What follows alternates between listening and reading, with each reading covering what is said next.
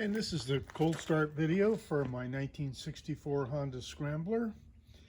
It's a warm morning day here, so we won't be needing the choke.